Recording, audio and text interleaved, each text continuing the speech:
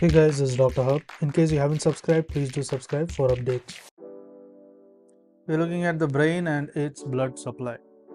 So the brain is mainly supplied by the ICA, that is the internal carotid artery, as well as the vertebrobasilar artery. And now let's look at each of them. First, the anterior cerebral artery. So first we are going to look at the ACA, that is the anterior cerebellar artery. So anterior cerebral artery, the course it curves around the corpus callosum within the serratal suture. What is the course? It surrounds. The course is it surrounds. It curves around the corpus callosum. So it surrounds or curves. You can write it as curves. It curves around the CC. CC means the corpus callosum within the sagittal suture. Within the sagittal suture. So it curves around the corpus callosum within the sagittal suture, and it supplies what? It supplies the dorsomedial frontal and the parietal lobes. Dorsomedial frontal as well as the parietal lobes. Then it affects. So effects is of the occlusion of the anterior cerebellar artery. So effects of the occlusion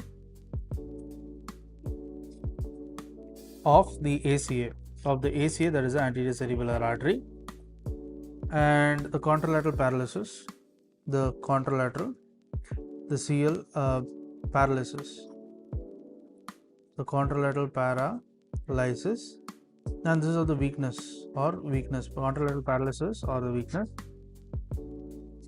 and of the muscles of the leg. So contralateral weakness or paralysis of the muscles of the leg as well as the foot. So this is associated with the upper part of the motor area. So it affects the upper part of the motor area. Next is we look at the contralateral loss. So there is a CL loss. So contralateral loss, and this is or dulling. Contralateral loss, or it is called as the dulling. This is the sensation of the leg and the foot. So it is the sensation of the leg and the foot. And this is associated with the upper part of the sensory area. So upper part of the sensory area. Previously it was the motor area, here it is a sensory area. Next we move on to the middle cerebral artery. So we saw the anterior cerebral artery, then the medial cerebral artery. So in the middle cerebral artery.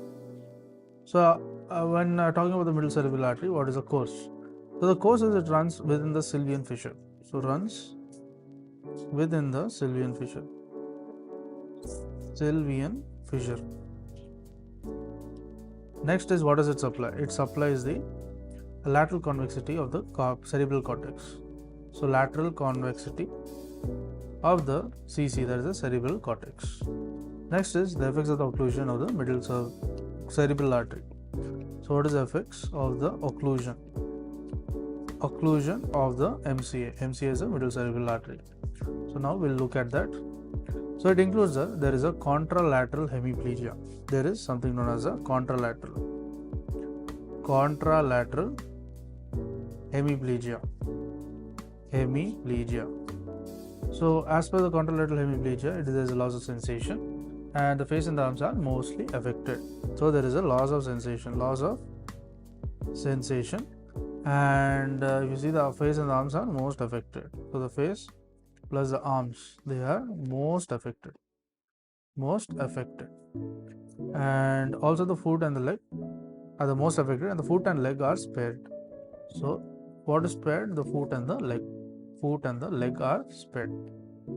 Now there is also presence of the aphasia.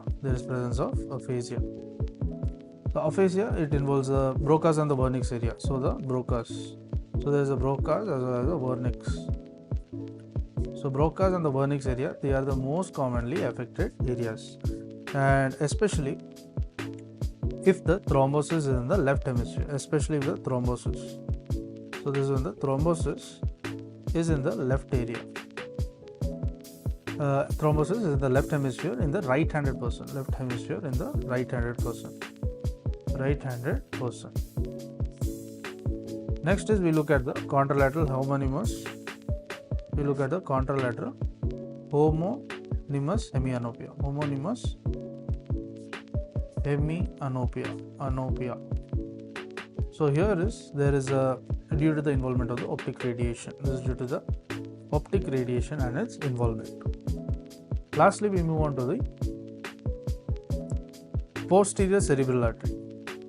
So when you talk about the posterior cerebral artery, this is associated with the course. The course is it is associated with the curves behind the midbrain.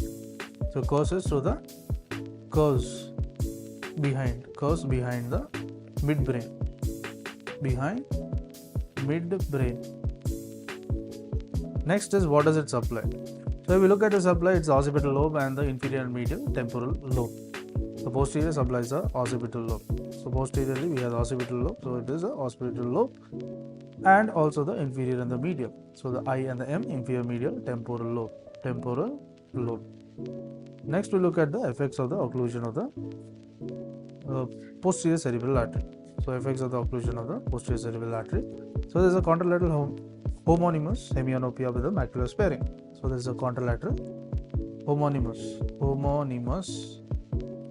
hemianopia. Contralateral homonymous hemianopia, and this is with a macular sparing. If there is a macular sparing is present. So what does it include? So there is inclusion of the affected cortical blood supply. So what is affected? There is affected cortical BS. BS means the blood supply. So this is the affected cortical blood supply is greater than that of the damage associations. Damage to the association. It is to the damage to the association. Damage to the association cortex. So association cortex, and this is of the visual area.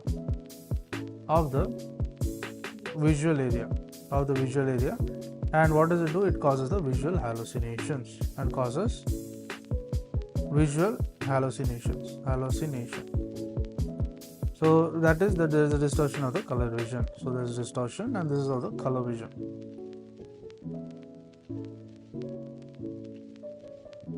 So other thing to note is that the macular sparing is due to the collateral circulation from the MCA to that cortical region. So if you see the macular sparing, this is due to the collateral circulation. Collateral circulation. This is a collateral circulation from the MCA to the cortical region. From the MCA to that of the cortical region.